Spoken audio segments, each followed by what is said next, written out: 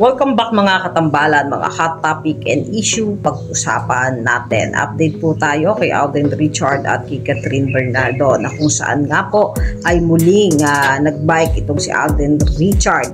At makikita naman talaga kay Alden na ito ay routine na rin ni Alden, hindi lang ang pagtakbo. Kahapon nga ay tumakbo si Alden kasama ang kanyang mga kaibigan, si Barbie Fortesa, ang Kim Pao at si Gerald Napoles. Ngunit ngayon ngang umaga ay pagbabike naman ang ginawa na activity nitong si Alden. Makikita na active itong si Alden sa pagbabike at sa ginagawa niyang pagmumorning run.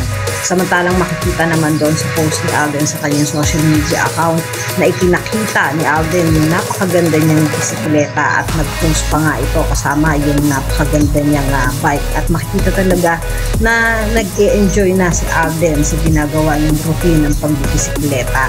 Samantalang mamaya nga po ay si Alden Richard ay nasa University of Makati, yan, sa UMAC Performing Arts Theater. Mamaya po yung 10 a.m. to 4 p.m. para po sa Sparkle Campus UT.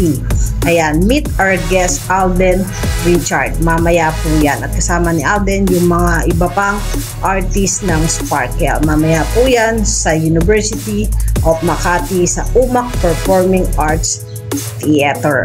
At kagabi nga po sa Pilipinas Got Talent ay kinaaliwan itong si Kat at si Miss Eugene dahil sa pagiging magulatin at matatakutin na magpakita nga ang isang contestant sa Pilipinas Got Talent na talaga namang nagulat nga itong si Catherine. Makikita nga kay Catherine na nag-e-enjoy na itong si Kat sa pagiging judge nga ng Pilipinas Got Talent. At makikita nga itong si Kat tuwing Sabado at Linggo. Yan po yung mga update natin ngayon kay Alden at kay Catherine. Kayo mga katambalan, ano ang masasabi nyo? Mag-comment lang sa comment section at pag-usapan natin.